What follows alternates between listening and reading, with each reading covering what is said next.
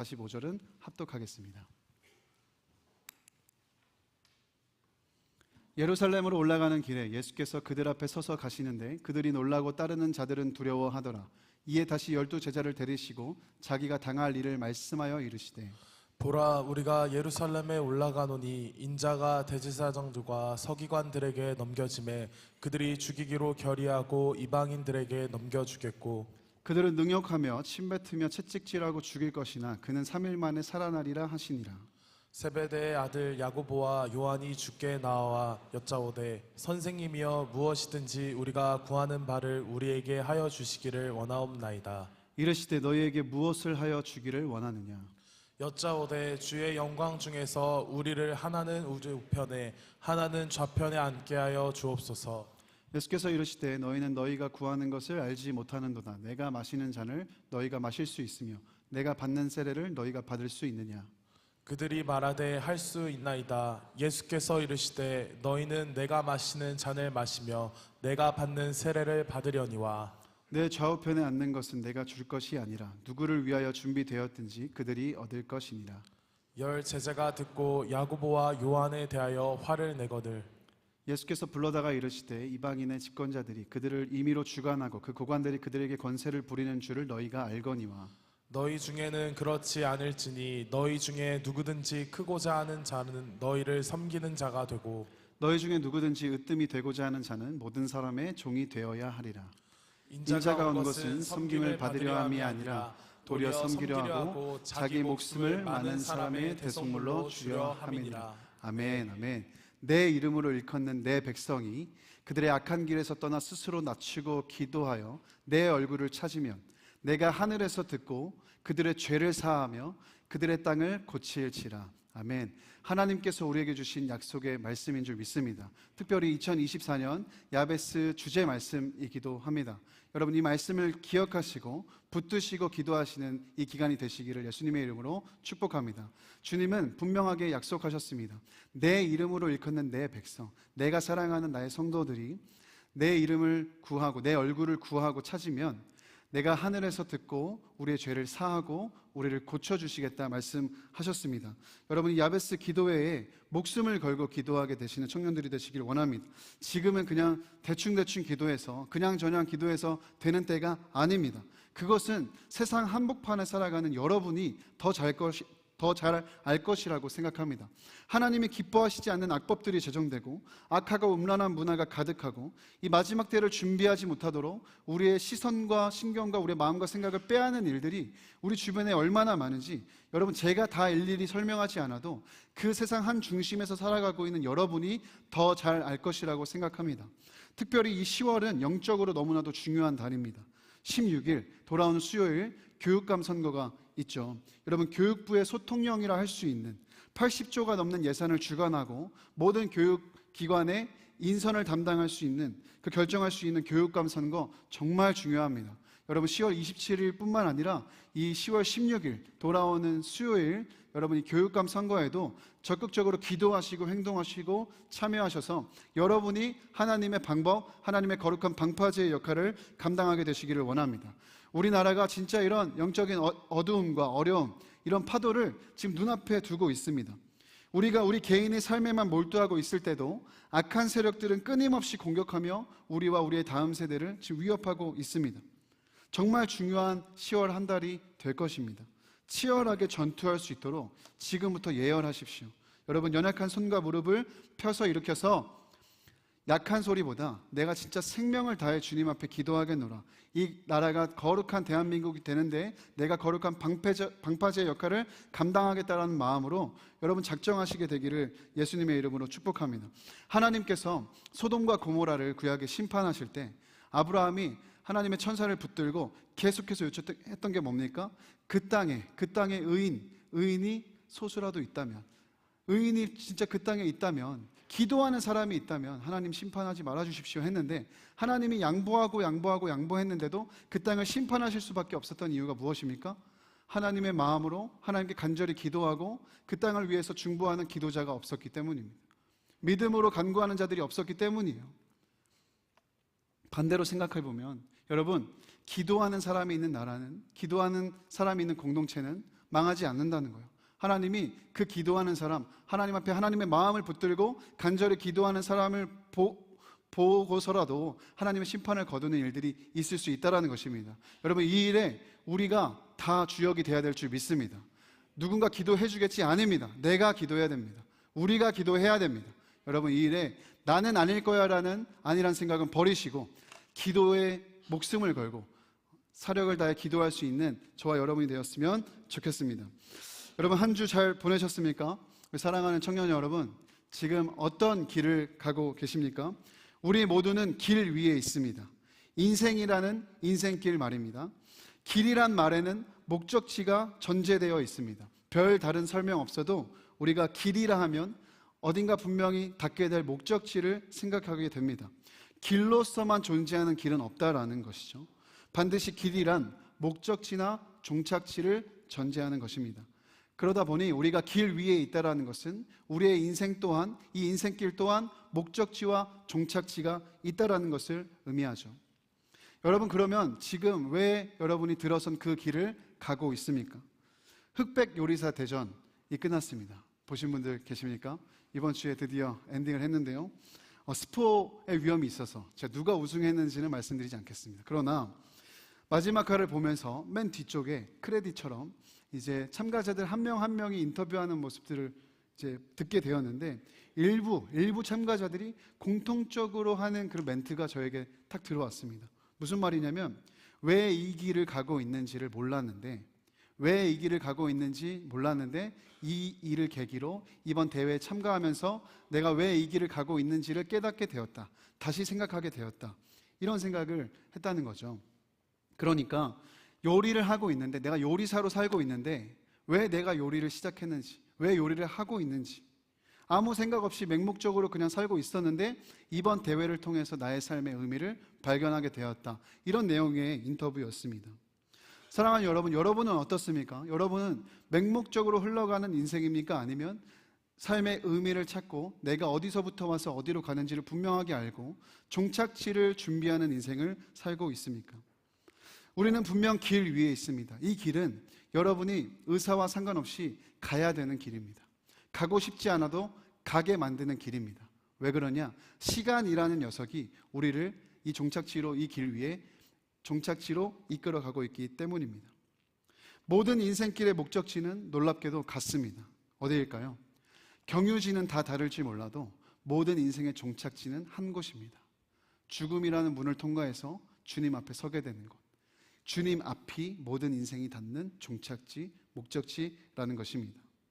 그 길을 맹목적으로 그냥 흘러가느냐, 혹은 엉뚱한 것에 곁눈질하며 가느냐, 아니면 종착지를 준비하면서 가느냐, 그 차이가 있을 뿐입니다. 바쁜 현대사회에서 살다 보면 많은 사람들이, 특히 우리 젊은 청년들은 종착지를 잊고 사는 경우가 많은 것 같습니다. 주님 앞에 설 준비, 언젠가 반드시 끝이 있는 이 죽음이라는 문을 통과해야 하는 이 종착지를 전혀 생각하지 않은 채 맹목적으로 흘러가는 대로 사는 분들이 꽤 많은 것 같아요. 제가 목요일에 한 집회에 다녀와서 큰 은혜를 받았습니다. 집회 중에 강사 목사님이 이런 질문을 하셨어요. 이 강사 목사님이 막 이상한 거 계산하는 걸 좀 좋아하시는데 성경에 보면 주께는 하루가 천년 같고 천년이 하루 같다라는 이 말이 있거든요. 근데 이거를 계산해 본 거예요. 인생을 많이 줘서 100년을 산다고 했을 때, 그러니까 1000년과 100년을 대비해서 이 하루에 대비를 해보니까 사람의 인생이란, 100년 인생이라는 것은 144분밖에 안 된다는 거예요. 주님 앞에.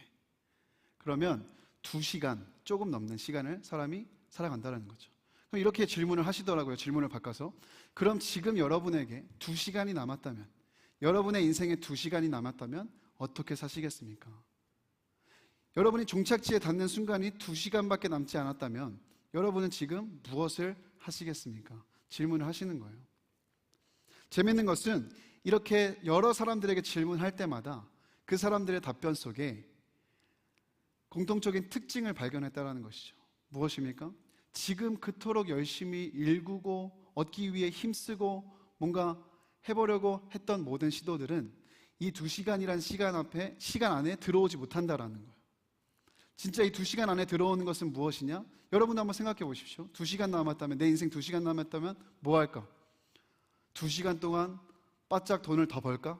아니면 사고 싶었던 옷을 살까? 차를 살까? 집을 살까? 그런 거 안 한다는 거죠. 뭐 할까요? 사랑하는 사람이랑 더 깊은 시간을 보내고, 표현 못했던 마음들 표현하고, 하나님 만날 준비하고, 기도하면서, 금식하면서, 회개하면서, 그렇게 조용히 기도하면서 그 2시간을 맞이할 것 같다. 뭐 그런 대답들을 했다라는 것입니다. 참 재밌는 것은 뭐냐면, 우리가 인생길 가면서 그토록 갖기 위해서, 얻기 위해서, 누리기 위해서 애쓰고 힘쓴 그 모든 것들은 정작 종착지를 생각하면, 우리의 인생길이 끝나는 그 종착지를 생각하면 별로 중요하지 않은 것일 수 있다는 것입니다. 사랑하는 여러분, 종착지를 생각하는 인생길이야말로 우리의 삶을 의미 있고 풍성하고 바른 길로 살 수 있도록 만드는 줄 믿습니다. 인생길에서 무엇이 진짜 여러분에게 중요한지를 발견하게 되시기를 주님의 이름으로 축원합니다. 저도 분명히 경험했거든요. 저는 나이가 얼마 되지 않았지만 태어나서 여러 번 죽음 앞에 섰던 적이 있습니다. 그냥 상상한 정도가 아니라 바로 눈앞에 죽음이 왔다가 스쳐 지나간 그런 일들이 수차례 있었어요. 그때마다 제가 느끼는 건 뭐였냐면, 죽음이라는 이 종착지 앞에서 내가 진짜 애쓰고 힘쓰고 얻기 위해 노력했던 그 모든 것들은 중요하지 않다라는 거예요. 진짜 중요한 건 따로 있구나. 내 삶의 의미를 가져다 주는 건 따로 있구나. 이런 것들을 생각했다는 것이죠. 그러니까 그 종착지를 생각하면 내가 오늘 걸어가야 할 방향이 명확해집니다. 인생길을 허비하지 않고 가게 됩니다. 인생길 속에서 이 인생에 대한, 이 길에 대한 의미를 찾게 된다는 것이죠. 여러분, 지금 왜 그 길을 가고 계십니까? 여러분은 왜 그 길을 선택하셨습니까? 오늘 예수님도 말씀 속에 보면 길 위에 계십니다. 우리 함께 읽은 32절 말씀에 보시면 예수님께서 어떤 길에 계세요? 예루살렘으로 올라가는 길에 계셨다 성경은 기록합니다. 예수께서 제자들과 예루살렘으로 올라가시는 그 길에서 예수님이 제자들에게 말씀하시는 거예요. 무엇을 말씀하시죠? 자신이 순환을 당할 것이다, 자신이 십자가에 달려 죽을 것이다를 제자들에게 말씀하십니다. 벌써 3번째 예수님이 자신이 가고 있는 길에 대해서 설명하십니다. 그렇습니다. 예수님은 언제나 그 길을 가실 때 예루살렘으로 가셨습니다. 달리 말하면 이 예루살렘이라는 것은 어떤 곳입니까? 예수님에게 있어서 자신이 죽는 곳이에요. 순환을 당하는 곳입니다. 또 다른 의미로 하나님의 뜻을 이루는 곳입니다. 십자가를 통해 완전한 사명을 이루는 곳이 예루살렘이에요. 예수님은 태어나면서부터 그의 모든 걸음, 순간순간은 하나님의 시간표에 따라, 하나님의 뜻을 따라 예루살렘으로 올라가는 길이었어요. 예수님의 인생길은 그런 길이었다는 것입니다. 예수님의 길은요, 하나님과 그 나라를 보고 걸어가는 길이었습니다. 분명한 종착지를 알고 있었고 그 종착지에서 일어날 일을 알고 가는 길이었어요. 그래서 분명한 고난과 십자가라는 끔찍한 죽음이 있지만 그 길을 억지로 간 게 아니라 담대함으로 당당하게 걸어가셨어요. 왜 그렇습니까? 종착지에서 일어날 일을 알고 계셨기 때문에. 지금 걸어가는 길 속에는 고난도 있고 끔찍한 십자가 죽음도 있지만 주님은 아셨습니다. 이 고난 끝에 영광의 길이 있다, 생명의 길이 있다, 그리고 영원한 영광이 있다는 것을 알고 계셨어요. 마가복음 10장 34절에 보시면 주님이 이렇게 말씀하시죠. 그들은 능욕하며 침뱉으며 채찍질하고 죽일 것이나 그는 3일 만에 살아나리라 하시니라. 아멘. 주님은 모르고 가신 게 아니라 종착지에서 어떤 일들이 있을 거라는 걸 알고 가셨어요. 자신이 죽기까지 비참하게 그렇게 끔찍하게 그런 일들을 당하겠지만 결국엔 다시 살아나리라는 것을 알고 계셨어요. 하나님이 이 일을 이루실 것이라는 것을 알고 계셨어요. 말씀을 준비하면서 기도하면서 그냥 이런 마음이 들어서 주님께 여쭈어 봤습니다. 예수님, 주님, 왜 당신은 이 길을 가셨습니까? 왜 이 길을 가셨습니까? 그때 주님이 너무나도 분명하게 제안해 주신 마음은 3가지였어요. 첫 번째는 그 길이야말로 십자가가 있고 고난이 있고 사람들에게 배반을 당하고 멸시천대받는 일이 있지만 그 길이야말로 하나님을 영화롭게 하는 길이요, 하나님의 뜻을 이루는 길이기 때문에 갔다. 또 다음 2번째는 뭐예요? 자신이 생명을 다 던질 만큼, 생명을 버릴 만큼 우리를 사랑했기 때문에 그 길을 걸어갔다. 그리고 마지막으로 그 길 끝에, 그 길이야말로 그 끝에 영원한 영광과 생명이 있기 때문에 갔다라는 마음을 보여주셨습니다. 그렇습니다. 주님 이 땅에 오셔서 어떤 길을 걸어가셨는가? 예수님은 어떤 길을 가셨는가 생각해 보면, 예수님은 이 인생이라는 수많은 갈림길들이 있는 이 인생 속에서 오직 한 방향, 한 종착지를 향해 걸어가셨는데, 그게 뭐예요? 하나님 나라와 하나님의 뜻을 이루는 삶. 오직 그 기준을 가지고 주님은 길을 걸어가셨다는 것입니다. 요한복음 6장 38절에 내가 하늘에서 내려온 것은 내 뜻을 행하려 함이 아니로 나를 보내신 이의 뜻을 행하려 함이니라. 아멘. 주님은 자신의 뜻을 이루려고, 자신의 뜻을 펼치려고 이 땅에 오신 게 아니라, 이 땅에 인생길을 걸어가신 게 아니라, 나를 보내신 이의 뜻을, 하나님 아버지의 뜻을 행하려 이 땅에 아예 내려오셨다라는 거예요. 처음부터 하나님의 뜻을 위해, 하나님의 영광을 위해, 그 나라를 위해 처음부터 끝까지 곧게 나아가셨다는 것을 우리는 알 수 있습니다. 그리고 그 길을 누구보다 기쁨으로 걸어가셨어요. 억지로 가시지 않았다는 거죠.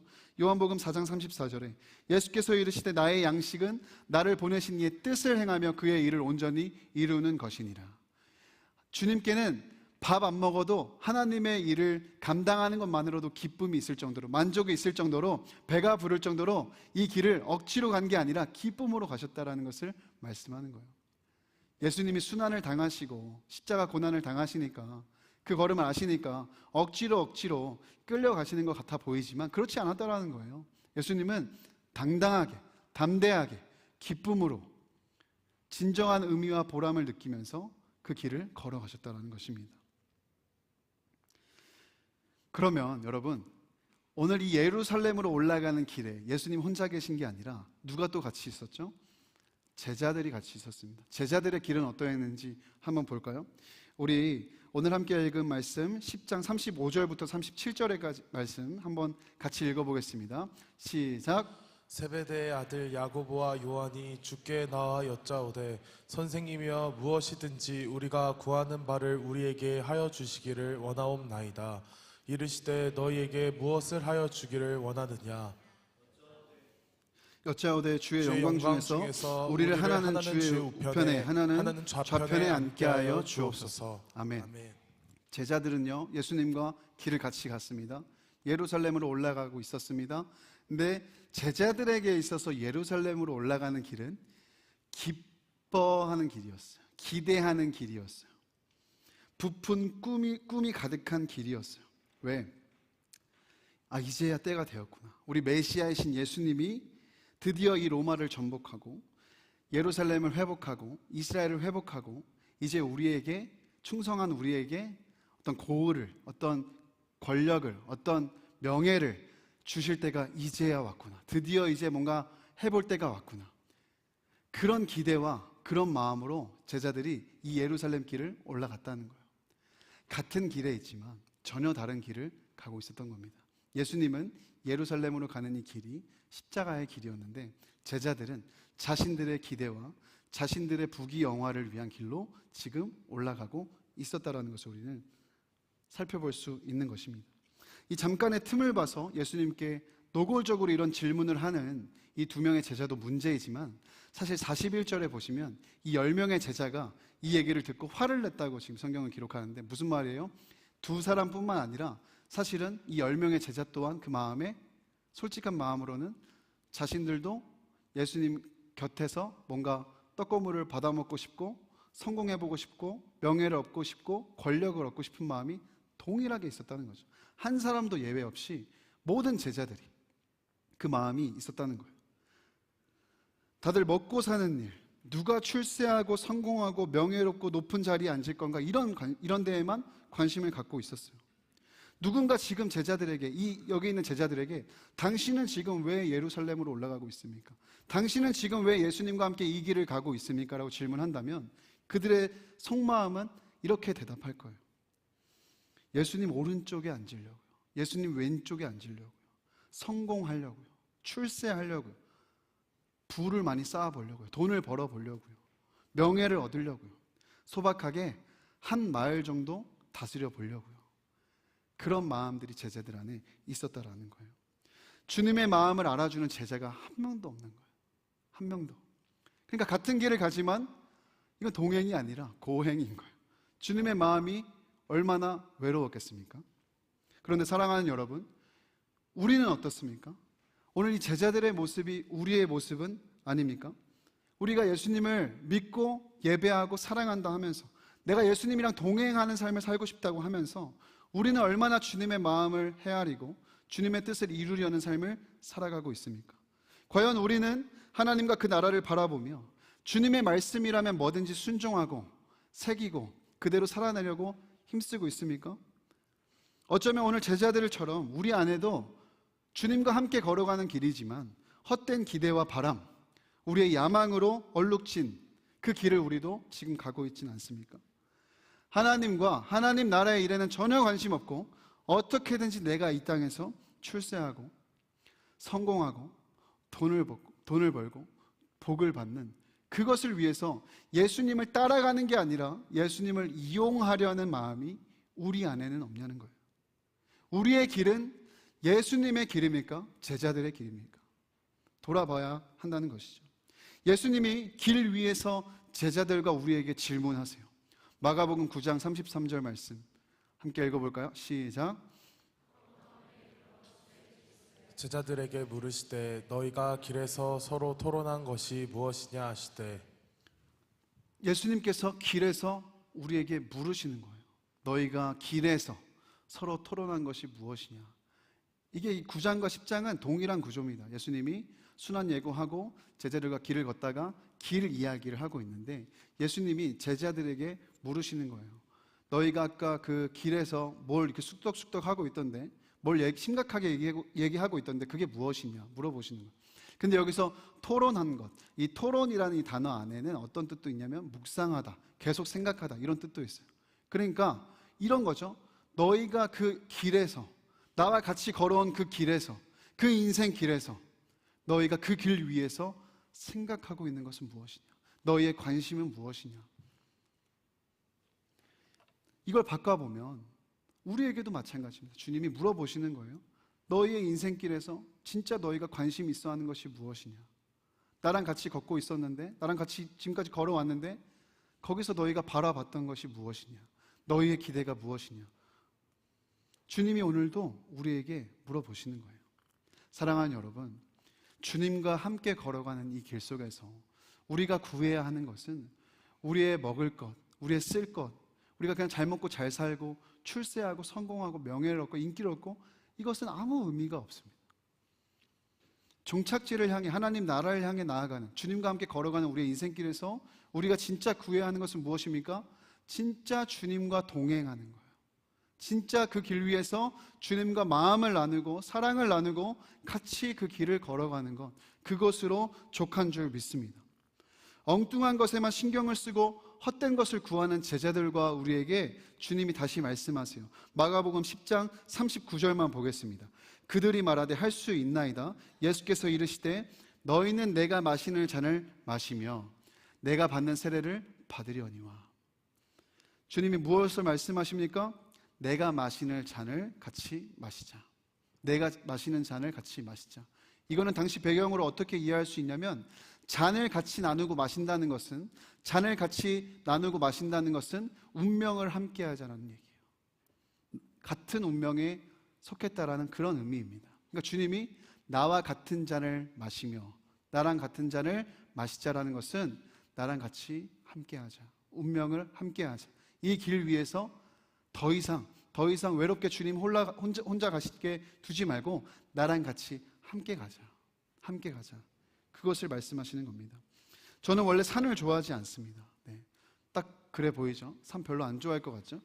근데 진짜 산이 너무 힘들어요. 올라가는 것도 힘들지만 벌레를 제가 너무 싫어합니다. 벌레가 너무 많거든요, 산에. 근데 어렸을 때 많진 않지만 아빠랑 종종 등산을 한 적이 있었어요. 그 중에서도 남는 그 등산에 대한 에피소드 두 가지가 있는데, 첫 번째는 뭐냐면 7살 때 저희 집이 이사를 갔습니다. 저희 집 아파트 뒤에 뒷산이 하나가 있었는데 아버지가 이사 간 그날 저를 데리고 그 뒷산에 올라갔어요. 거기 인천에 있는 계양산입니다. 근데 산에 올라가는 건 좋았습니다. 뭐 공기도 좋았습니다. 그렇게 신기하게 아버지가 산 이곳저곳을 누리며 가고 있는데 갑자기 아버지가 이상한 길로 들어서는 거예요. 여긴 길이 아닌 것 같다 생각되는 길로 들어가시는 거예요. 근데 저는 7살이고 아빠 따라 처음 이 산에 왔기 때문에 혼자 뭐 다른 선택지가 없어 아버지 가시니까 따라간 거예요. 근데 그렇게 가다 보니까 진짜 한 발만 잘못 내디디면 떨어질 것 같은 청결 낭떠러지 같은 그 길로 아버지가 그 샛길로 가시는 거예요. 이해가 안 됐습니다. 저는 어린 나이고 그 길을 가면 죽을 것 같은 공포를 느꼈기 때문에 아버지가 성큼성큼 그 길을 걸어가실 때 저는 그 자리에 멈춰서서 아무것도 하지 못했어요. 얼어붙어 있었습니다.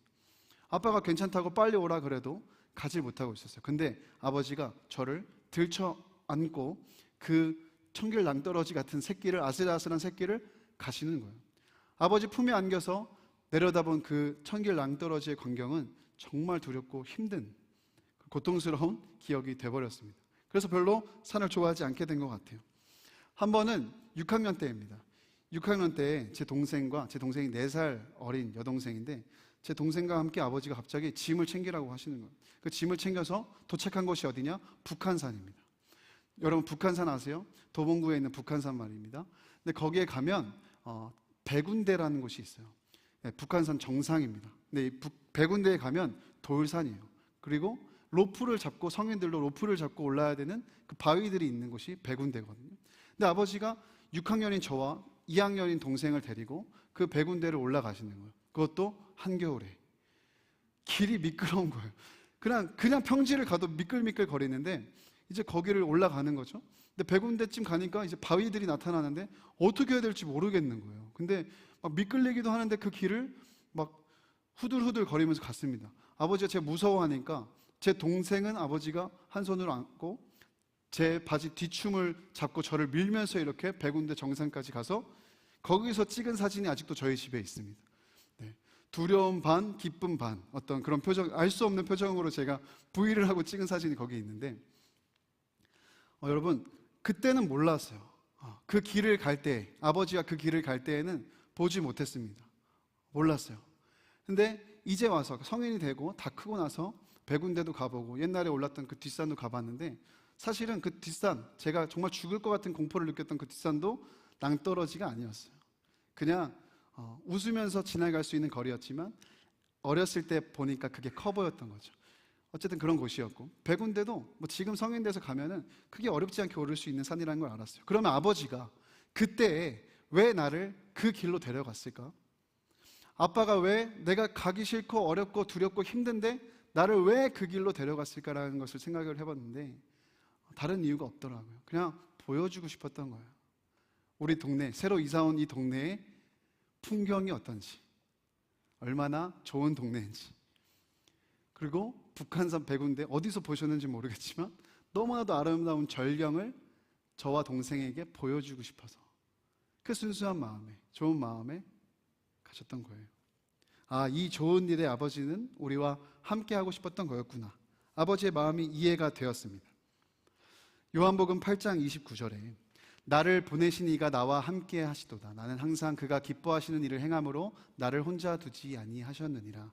아멘. 예수님의 말씀입니다. 어쩌면 예수님께도 두렵게 보이고 힘들게 느껴지는 그 길이었지만 예수님이 그럼에도 불구하고 그 길을 곧장 걸어가실 수 있었던 이유, 순종하실 수 있었던 이유는 무엇입니까?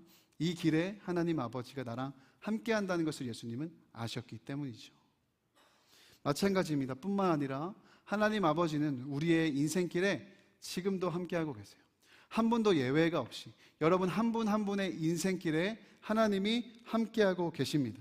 그리고 이 일을 여러분과 함께 걸어가는 이 일, 하나님이 여러분과 함께 동행하는 이 일을 여러분 자신보다도 하나님이 누구보다도 간절히 원하고 계시는 줄 믿습니다.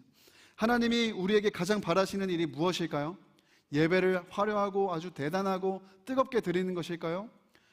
하나님 앞에 죽을 힘을 다해 정말 신앙생활하고 금식하고 기도하고 물론 하나님 그것도 기뻐하실 것입니다. 마음의 중심으로 한다면요. 근데 하나님이 우리에게 정말 원하시는 것은 무엇입니까? 함께 있는 거예요. 그럼 함께 있는 것을 우리가 아는 거예요. 사랑하는 여러분, 동행이라는 것은 무엇입니까? 같은 길 위에 있다고 다 동행하는 건 아닙니다. 오늘도 여러분 걸어오신 길에서 그 같은 길에 얼마나 많은 사람들이 있었습니까? 근데 그들과 여러분들이 동행한다라고 얘기할 수 있었나요? 그렇지 않죠. 동행한다는 것은 무엇입니까? 마음을 나누는 거예요. 눈도 마주치고 사랑을 나눌 때 그것을 우리는 동행이라고 합니다. 그러나 같은 길 위에 있어도 마음이 나뉜 상태로, 갈등이 있는 상태로 길을 가는 것은 동행이 아니라 고행입니다. 여러분, 진정한 주님과의 동행을 시작하시는 저와 여러분이 되셨으면 좋겠습니다. 자, 마가복음 10장 32절에 보시면 아까 읽은 말씀인데, 예루살렘으로 올라가는 길에 지금 예수님과 제자들이 있습니다. 그리고 자기가 당할 일을 예수님이 말씀해 주셨어요. 예수님과 함께 걷는 이 길, 올라가는 이 길 속에 주님이 우리에게 요구하시는 게 있어요. 그건 뭐예요? 섬기는 겁니다. 네, 섬기는 거예요. 낮고 낮은 자처럼, 천한 자처럼 섬기는 그 삶을 주님이 말씀하세요. 우리의 인생길은요, 대부분 경사로입니다. 여러분, 길이라고 하면 평로를 생각하기 마련인데 우리의 인생길은 실제로 경사로에 가까워요. 물리적으로도 그렇습니다. 나이가 처음에 들면 들수록 올라갔다가, 신체적인 어떤 기능도 마찬가지죠. 올라갔다가 내려가는, 그런 어떤 경사로를 우리는 살아가죠. 사회적으로도 마찬가지입니다. 여러분들이 커리어가 쌓이면 쌓일수록 올라가게 됩니다. 그렇죠? 내려올 때가 있겠지만 아무튼 우리의 인생은, 대부분 우리의 인생길은 경사로예요. 근데 그리고 청년들, 여러분들은 대부분 이 경사로 속에서 지금 오르막을 향하고 있는 인생들일 거예요. 물리적으로도 그렇고, 나이도 그렇고, 사회적으로도 그렇고, 신체적으로도 그렇고, 오르막을 지금 여러분들은 올라가고 있어요. 정점을 향해 가고 있다, 이 말입니다. 이 오르막을 가면서 우리가 점검해야 될 게 있어요. 뭐죠? 나는 왜 올라가려고 하는가? 여러분, 저는 여러분들이 성공하고 성취하는 것 나쁘다 생각 안 합니다. 실제로 그렇게 되셨으면 좋겠어요. 여러분들이 성공하고 성취하고 명예도 얻고 하나님의 복을 받으시기를 예수님의 이름으로 축복합니다. 그러나 동기가 중요하고 그 성취와 성공 이유가 중요한 거예요.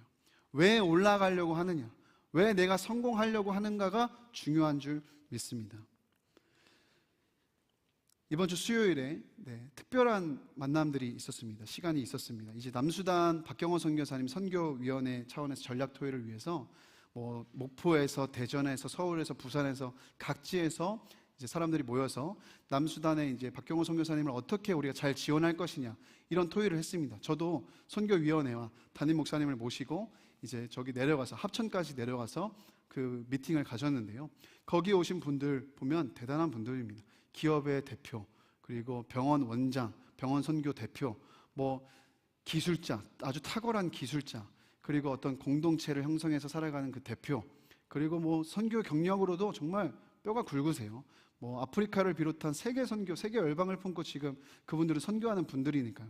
근데 그렇게 대단한 분들이 모여서 이제 어떻게 하면 선교사님을 잘 도울 수 있을까? 뜨거운 토론, 정말 뜨거운 시간을 보내고 왔는데, 제가 그 자리에 참석하면서 느낀 게 있습니다. 정말 이분들은 정말 주님을 닮은 분들이다. 주님의 길을 가고 있는 분들이다. 그런 생각이 들었어요. 왜? 자신들이 올라간 그 자리에서, 오르막길에서 어떻게 보면 커리어 하이를 찍었다고 볼 수 있지 않겠습니까? 그 올라간 그곳에서 자기 자신을 위해 계속 사는 게 아니라, 그냥 나 잘 먹고 잘 살고 여기에 몰두돼서 사는 게 아니라, 어떻게 하면 하나님 나라 위에 살까? 어떻게 하면 내가 가진 것으로 더 섬길 수 있을까? 어떻게 하면 더 선교할 수 있을까? 어떻게 하면 선교사님을 더 지원할 수 있을까를 먼저 생각하시는 거예요. 이미 충분히 그렇게 하시지 않아도 됩니다. 이미 충분히 그렇게 하시지 않아도 이미 섬기고 있는 단체가 많고 선교 선생님이 많고 선교 사역들이 너무 많아요. 근데도 불구하고 어떻게 하면 조금 더 내가 섬길 수 있을까를 고민하시는 거예요. 그걸 보면서 정말 그 모습의 은혜와 도전을 많이 받고 왔습니다. 그 중에 한 분이 그런 말씀을 잠깐 나눠주셨어요. 어떤 그룹의 대표님인데, 그분은 대학생 때부터 그런 마음을, 비전을 품으셨다는 거예요.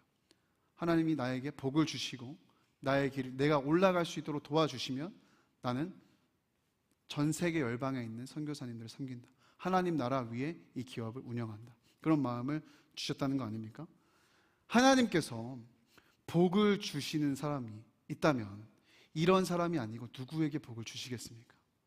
사랑하는 여러분, 올라가기 원하십니까? 오르고 계십니까? 왜 오르려고 하시는지를 분명히 하시기 원합니다. 여러분의 오르막길을 올라가는 그 목적과 동기도 다 하나님의 영광을 위하여 살게 되시기를 예수님의 이름으로 축복합니다. 마지막 45절, 45절 보고 마치도록 하겠습니다. 마가복음 10장 45절 말씀 함께 읽겠습니다. 시작. 받으려 함이 아니라 도리어 섬기려 하고 자기 목숨을 많은 사람의 대속물로 주려 함이니라. 아멘. 이게 예수님의 길입니다. 이게 예수님의 인생길입니다. 무슨 말입니까? 섬김을 받으려 함이 아니라 섬기려 하는 거. 여기서 섬기다라는 말은 디아코노스라는 단어를 쓰는데, 이 디아코노스라는 단어, 우리가 흔히 아는 디아코니아, 봉사라는 이 단어에서 파생된 단어입니다. 근데 여러분, 단순히 섬긴다 하니까 봉사 정도 하고 그 정도 수준의 섬김이 아니라 주님이 말씀하신 섬김은 뭐예요? 천한 일, 아주 천하게 여겨지는 일을 시종처럼, 하인처럼 섬기는 모습을 말씀하는 거예요. 주님이 우리에게 그렇게 섬겨라, 너는 그렇게 섬겨라만 말씀하신 게 아니라 먼저 주님이 그렇게 삶을 사셨어요. 하나님이신 그분이 이 땅에 오셔서 자기를 십자가에 달려 죽기까지 하나님 앞에 복종하시고 우리를 정말 세상 그 누구도 당하지 않는, 상상할 수 없는 멸시천대를 받으며 그 천한 모습으로 하인처럼 우리를 섬겨주셨다, 이 말입니다. 그리고 우리에게 말씀하시는 거예요. 이 길로 같이 가지 않을래? 이 섬김의 길을 같이 가지 않을래? 그렇게 우리를 초대하고 계시는 것입니다. 사랑하는 여러분, 내려가기 위해서 올라가십시오. 섬기기 위해서 올라가세요. 나를 위해서 살아가는 게 아니라 다른 이들, 가장 먼저는 하나님과 하나님 나라 위해서 이 길을 걸어가시는 저와 여러분이 되었으면 좋겠습니다. 물론 이해합니다. 여러분, 하나님 믿는 사람으로 세상에서 잘 살아보고 싶으시죠? 이 길 한번 걸어갈 때 내가 정말 이 인생길 속에서 하나님 믿는 사람으로 잘 살아내고 싶은 마음 누가 없겠습니까? 근데 그게 잘 안 되니까 그게 문제인 거잖아요. 어떤 갈림길을 만날 때, 우리 인생에서 갈림길을 만날 때, 어디로 가야 할지 모르겠을 때, 내가 어떤 선택을 해야 하나님께 영광이 되고 그런지 잘 모르겠을 때 우리는 고민하기도 합니다. 그리고 때로는 작은 경로의 차이가 이 길인 줄 알고 들어섰는데 아주 멀리 돌아가게 되는 일도 우리가 만나게 되죠. 이런 인생의 갈림길에서 우리가 예수의 길, 예수님께서 보여주신 길로 가기 위해서 어떻게 해야 될까요? 너무나도 간단합니다. 예수님의 가르침을 기억하고 예수님의 삶을 기억하면, 그것이 기준이 되면 여러분의 삶은 종착지를 준비하는 인생이 될 줄 믿습니다. 제가 운전병 출신입니다. 운전병 중에서도 1호차 운전을 했습니다. 이 1호차라는 것은 이제 그 부대의 대대장급의 이제 운전병을 1호차 운전병이라 하는데, 운전을 사회에서 제법 하고 들어가서 1호차 운전병으로 발탁이 되었던 것 같습니다.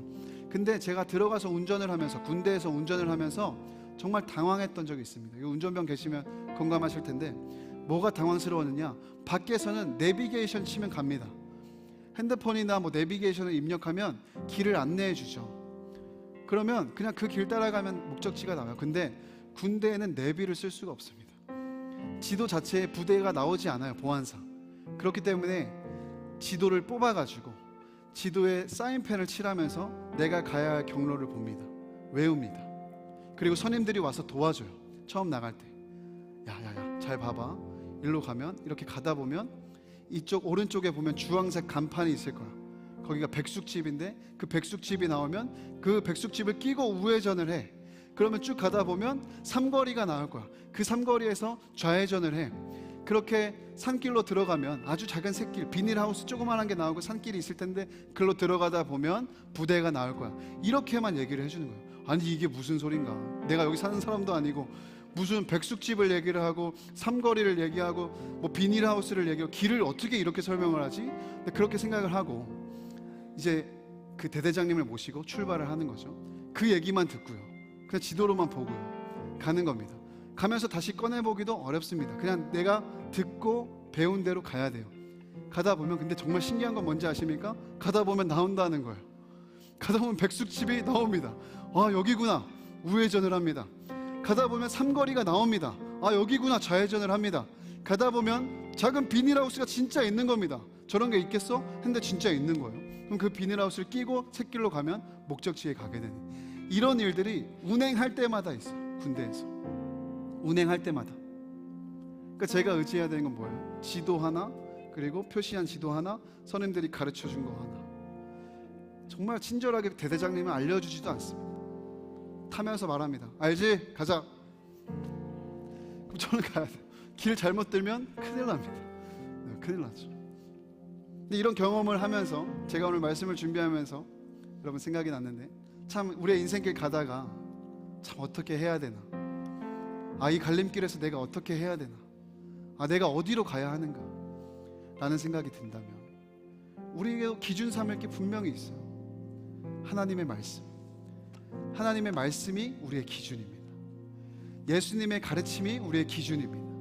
예수님이 이 땅에 오셔서 실제로 인간의 육신의 몸을 입고 걸어가신 그 길이, 그 걸음이 우리의 기준입니다. 너무나도 분명하게, 친절하게, 그리고 언제든지 우리가 볼 수 있고 알 수 있도록 주님은 우리의 인생길을 가이드해 주고 계세요. 사랑하는 여러분, 주님과 동행하시기를 축복합니다. 인생의 무수히 많은 갈림길에서도 당황하지 마시고 주님과 동행함으로 여러분 믿음의 길을 흔들림 없이, 어려움 없이 걸어가게 되시기를 축복합니다. 이 야베스 기도회를 앞두고 여러분의 길을 점검하십시오. 여러분은 왜 지금 그 길을 가고 있습니까? 그 길은 예수의 길입니까? 제자의 길입니까? 그 길 가운데 여러분 주님을 홀로 두셨습니까? 아니면 주님과 동행하고 있습니까? 야베스를 우리가 진행하면서 갈림길을 만났다면 물어보십시오. 주님, 주님이라면 어떻게 하셨을까요? 주님이라면 어떤 선택을 하셨을까요? 주님이라면 무엇을 말씀하셨을까요? 를 물어보십시오. 주님이 응답해 주실 줄 믿습니다. 주님과 동행하는 여러분의 인생길이 되기를 예수님의 이름으로 축복합니다. 우리 함께 다 같이 일어나서 찬양하고 기도하며 마치겠습니다.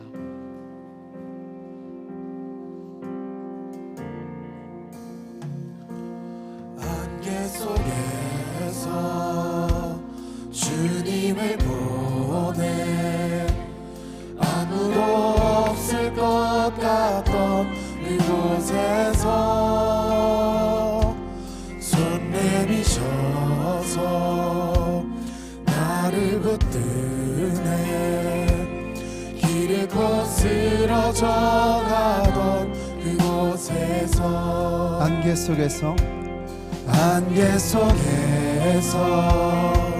주님을 보내 아무도 없을 것 같던 그곳에서 손 내미셔서 나를 붙드네 길을 거스러져 가던 그곳에서 주 말씀하시네 내 손 잡으라고 내가 곧 길이요 진리 생명이니 나 그 길을 보내 주 예비하신 곳 다른 길로 돌아서지 않으니 예수의 길 그 좁은 길 나는 건데 주 손 잡고 그 무엇도 두렵지 않네 주님 주신 약속 내게 있으니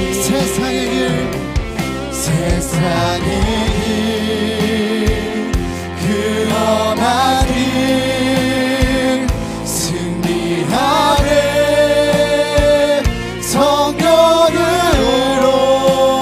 성령으로 그 무엇도 바라지 않네 저 하늘에 다시 한번 주님을 바라보며 처음부터 찬양하겠습니다. 안개 속에서 곳에서 주님을 보내 아무도 없을 것 같던 여러분의 인생길에 주님이 함께하고 계십니다. 손 내미셔서 나를 붙드네 길을 거스러져 가던 그곳에서 주님이 오늘도 말씀하십니다. 주 말씀하시네 내 손 잡으라. 주님이 길이요 진리요 생명이라십니다. 길이요 진리 생명이니 나 그 길을 보내 주 예비하신 곳 다른 길로 돌아서지 내가 예수의 길로 가겠습니다. 예수의 길 그 좁은 길 나는 건데 주 손 잡고 그 무엇도 두렵지 않네. 주님 주신 약속 내게 세상의 길 그 험한 길도 세상의 길 그 험한 길 승리하네 성령으로 그 무엇도 바라지 않네. 저 하늘에 내 소망 우리 다시 한번 결정하며 예수의 길 예수의 길 그 좁은 길 나는 건네 주 손 잡고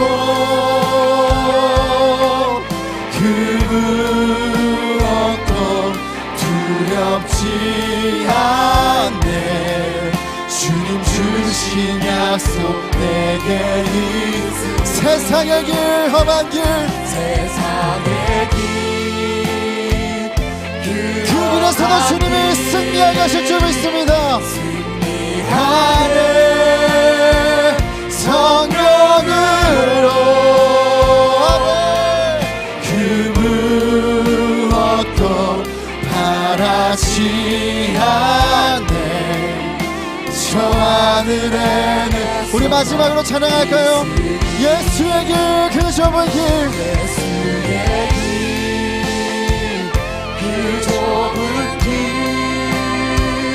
나는 건데 주 손 잡고 그 무엇도 두렵지 않네. 주님 주신 약속 내게 있으니 세상의 길 그 험한 길 승리하네 성령으로 그 무엇도 바라지 않네. 저 하늘에 내 소망이 있으니 우리 오늘 말씀 붙들고 두 번에 나누어 함께 기도하겠습니다. 여러분 먼저 기도하실 때 여러분 말씀을 기억하며 기도하십시오. 하나님 제가 왜 이 길에 들어와 있는지 왜 이 길을 가고 있는지를 알게 하여 주십시오. 이 길의 끝이 어디인지 종착지가 어디인지 하나님 목적지가 어디인지를 알고 걸어갈 수 있는 내가 되게 하여 주옵소서. 그날을 위하여서 내가 인생길 걸어갈 때 하나님 흘러가는 대로 살지 않게 하시고 하나님 그 종착지를 준비하며 살아가는 준비된 인생이 되게 하여 주옵소서. 아버지 이 길을 걸어갈 때 나를 위해 걷지 않겠습니다. 제자들처럼 나를 위해 걷지 않겠습니다. 오직 예수님처럼 예수의 길처럼 하나님 남을 위하여 하나님 나를 위하여 걷는 내가 되게 하여 주옵소서. 하나님 이 길로 예수의 길로 걸어갈 수 있는 내가 되게 하여 주옵소서. 우리 주님의 이름 부르고 기도하겠습니다. 주여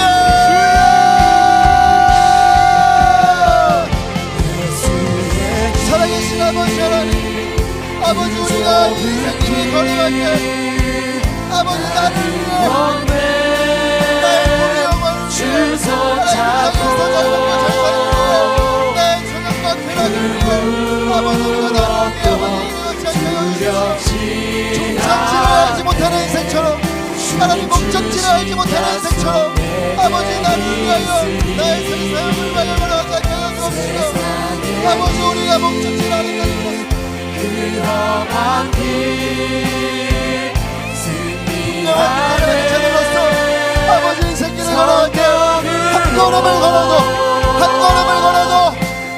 우리의 마지막을 준비하는 아버지 인생들이 다하게 하여 주십시오. 아버지 우리가 왜 이 길에 들어섰는지 이 길의 끝이 어디인지를 분명히 아는 자로 살아가게 하여 주십시오. 이 길 끝에서 하나님 우리의 죽음의 문을 통과하고 우리 너무나도 사랑하는 주님 만날 그날에 하나님 이 땅에서 우리 인생을 허비한 것이 아니라 하나님 내가 이 땅에서 하나님 나라를 위하여 사랑하는 주님을 위하여 살아왔더라도 그렇게 걸어왔더라고 말할 수 있는 우리의 인생이 되게 하여 주십시오. 나만을 위해 살아왔던 길 엉뚱한 것을 쫓고 구한 길 아버지 죄로운 룩진 길에서 돌이키게 하여 주옵소서. 돌이키게 하여 주옵소서. 경건을 잘못 들어 방황하는 영혼들이 있습니까? 아버지 길을 잃고 방황하는 영혼들이 있습니까?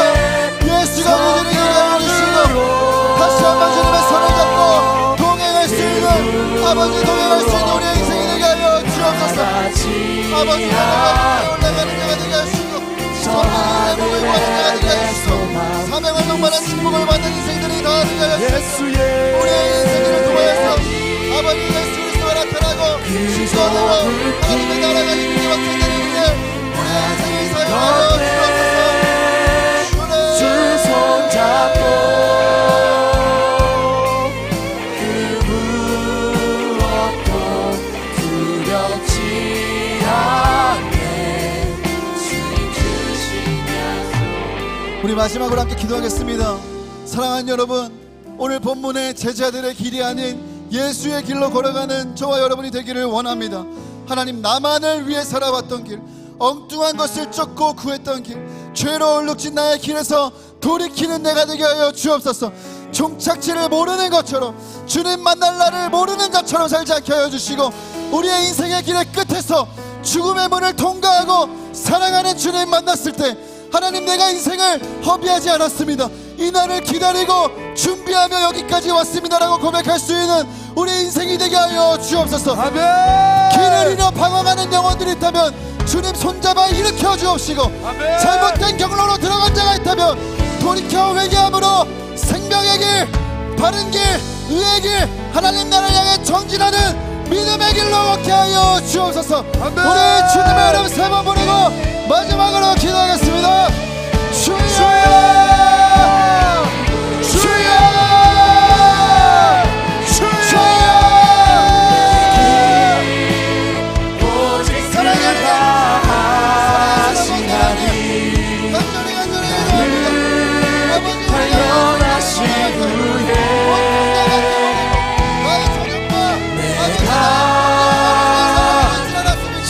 마치 끝을 모르는 인생처럼 하나님 마치 끝을 모르는 인생처럼 하나님 우리가 그렇게 인생을 허비하며 엉뚱한 것을 쫓고 구하고 경륜길을 헤매가고 있지 않았습니까?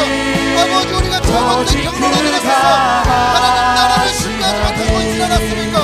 아버지 이제라도 길을 걸어갈 수 있는 믿음과 용기를 부어 주옵소서. 우리의 잘못된 길에서 완전히 돌이키는 회개로 아버지 우리가 믿음의 길, 생명의 길, 바른 길의 길로 곧장 걸어갈 수 있도록 그 예수의 길로 걸어갈 수 있도록 아버지 내 사람을 붙잡아주시고 아버지 다시 일으켜주시고 잘못된 경로에서 깨닫게 하시고 가르쳐주셔서 사랑하신 아버지 하나님 우리 사랑하는 우리 청년들 한 사람에서 모든 인생들이 하나님이 기뻐하시는 인생길로 갈 수 있도록 인도하여 주옵소서. 너는 왜 그 길을 걸어가고 있습니까? 너는 왜 그 길을 가고 있느냐? 주님 모르실 때 할 말 없는 인생 되게 하시고 예수의 길 그저 먼길로 걸어가 하나님 기뻐하시는 길로 갈 수 있도록 인도하여 주십시오. 우리의 걸음을 오직 그가 하신 하니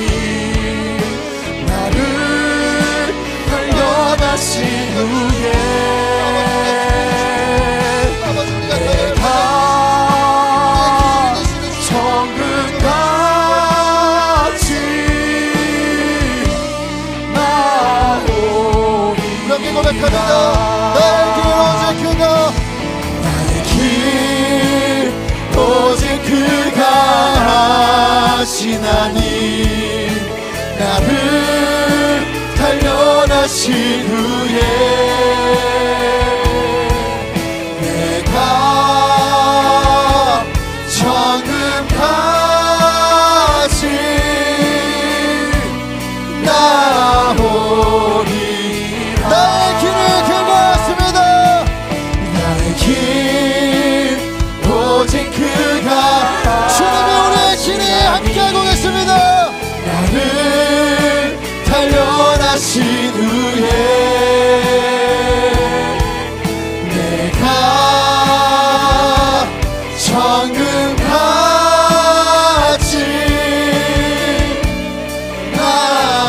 나오리라. 살아계신 아버지 하나님, 오늘 말씀을 통하여 우리의 길을 돌아봅니다. 하나님, 우리가 들어선 이 인생길에서 우리는 어떤 인생을 살아가고 있습니까? 어떤 모습으로 걸어가고 있습니까? 하나님, 제자들의 길이 아닌 예수의 길로 가게 하여 주십시오. 하나님과 하나님 나라를 향하여 곧장 걸어가셨던 하나님 생명의 길, 믿음의 길, 하나님 의의 길로 곧장 걸어갈 수 있는 내가 되게 하여 주옵소서. 하나님, 인생길 걸어가며 흘러가는 대로 사니까 사는 거지라는 마음은 버리고 하나님 나라, 하나님 우리가 가게 될 그 종착지, 죽음의 문을 열고 주님을 만날 그 종착지를 생각하며 이 땅에서부터 하나님 나라를 예비하고 준비하며 살아가는 우리 모두가 되게 하여 주옵소서. 하나님, 경로를 잘못 들어 방황하는 인생이 있다면 하나님 말씀하시고 가르치사 다시 한번 돌이킬 수 있는 은혜를 더하여 주옵시고, 길 잃어 방황하는 영혼, 길 어디로 가야 할지 몰라 방황하는 영혼이 있다면 주께서 손을 붙잡아 주셔서 하나님 다시 한번 믿음의 길, 생명의 길로 힘차게 걸어가는 인생들 될 수 있도록 주님 인도하여 주옵소서. 하나님, 주께서 우리 사랑하는 청년교회 지체들에게 복을 주시기를 원합니다. 복을 주시기를 원합니다. 복을 주시기를 원합니다.